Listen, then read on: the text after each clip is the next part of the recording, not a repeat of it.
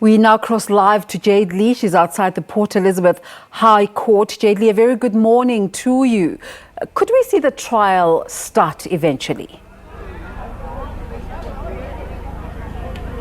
Well, I think the question on everyone's lips, Desiree, is now that the applications have been dealt with, where to from here? And does defense lawyer Peter Doberman have another ace up his sleeve? The trial is expected to start at 9:30 promptly. But speaking to State Prosecutor Jayed-Leigh Paulse last week, he did indicate that they are ready to start with the merits of the case and ready to proceed with the trial. It's been several delays.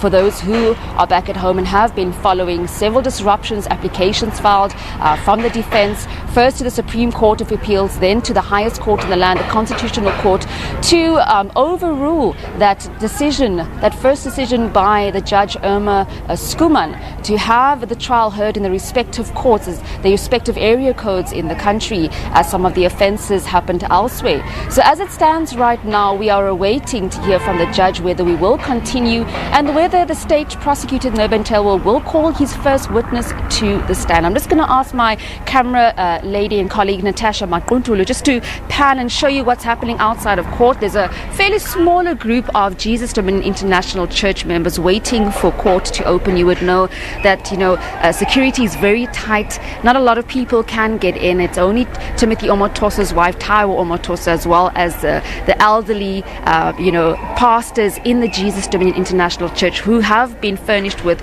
seats inside courtroom A. But for those who are standing outside, some of them will be picketing and throwing their solidarity behind Timothy Omotoso as the trial commences at 9:30, and then hopefully some of the others will try and make their way into court. We haven't yet seen the co-accused Lusanda Solani and Zukiswa Sito arrive yet. Usually when they do arrive, there's a huge furore outside of the High Court. They run towards the car and they hug those two accused just in support and just to show that they're standing in solidarity with Timothy Omotoso and his two co-accused. But we'll be bringing you the latest with regards to what exactly is going to be taking place today. Will the State Prosecutor Jayed-Leigh Paulse call his first witness, or possibly another application on the card?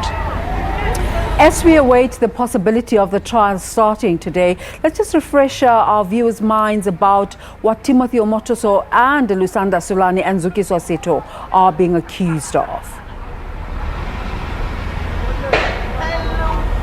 Well, Lusanda Solani and Zukiswa Sito, just to take you back, they were said to be the henchwoman in the court.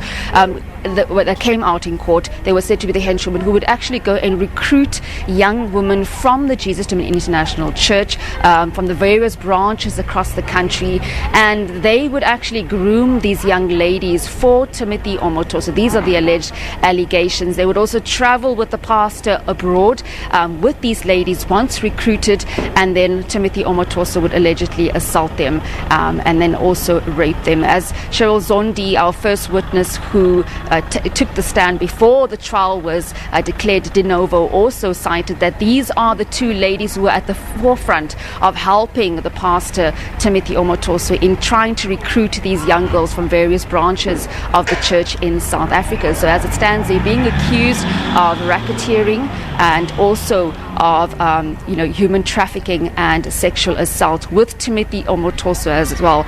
As it stands, 63 main charges, Desiree, and 34 alternative charges, which makes up a sum of 97 charges.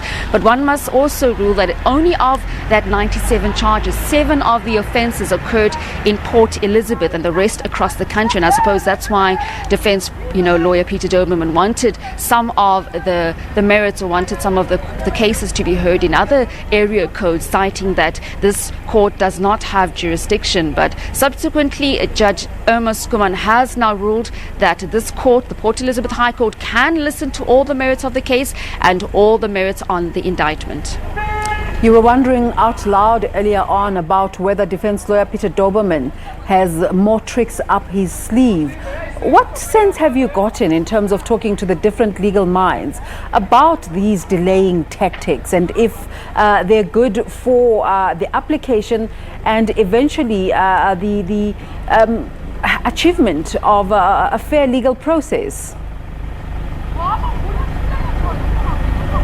Well, one has to remember that Timothy Omotoso has not been found guilty in the court of law, and he's got every right to seek different legal avenues, if one could call it that. And that's the reason why the defense is bringing up all these applications, to test every single legal avenue. I was speaking to Kuban Chetty, one of the attorneys here in the High Court, and we've been, chatting regularly. And he says to me that no, the defense has every right to file these applications. And as much as people are wondering and saying that these are delay tactics and whatnot, but Timothy Omotoso has not been found guilty, and he has a right to challenge this with his lawyer. I mean, Omotoso has been incarcerated in St. Albans prison now for 3 years, and he is said to be a flight risk. He has not been granted bail, so I suppose that going through these different channels and, applying for various applications and seeking these different legal avenues is his right as well, Desiree. Jayed-Leigh, just one last one. When the trial began, there was massive support, both from the church and community-based organizations which were against.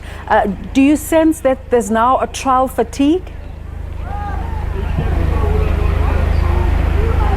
That is true. I mean, the general crowd here outside has really diminished in their numbers. And, I spoke to some of the pastors, especially Pastor Chagwe. He's one of the senior pastors in the Jesus Dominion International Church. And he was saying to me that people should not think that they are not supporting Timothy Omotoso, but initially, in the beginning of the trial, and because of the massive, support that he had, most of those members came from other branches across the country. You remember that the Jesus Dominion International Church is not a church that's only based in PE.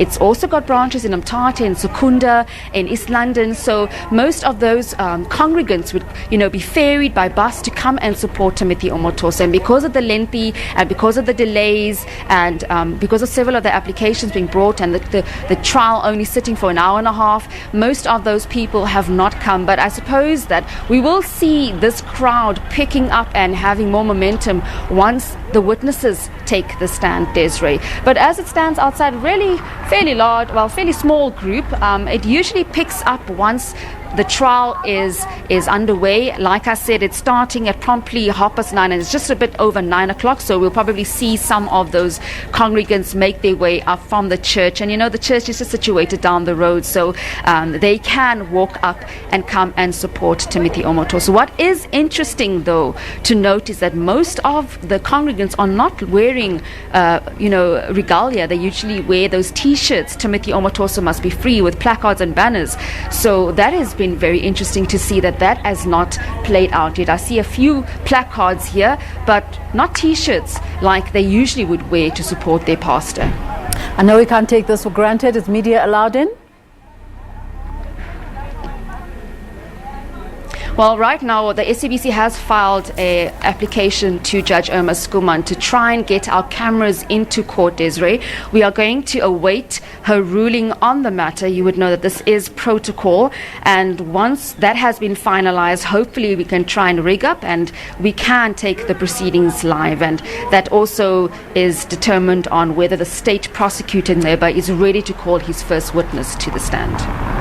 Jayed-Leigh, thank you so much for setting the scene for us. Any moment now, in about 15 minutes, the trial process should be starting. Our reporter there from the Port Elizabeth High Court, Jayed-Leigh Paulse.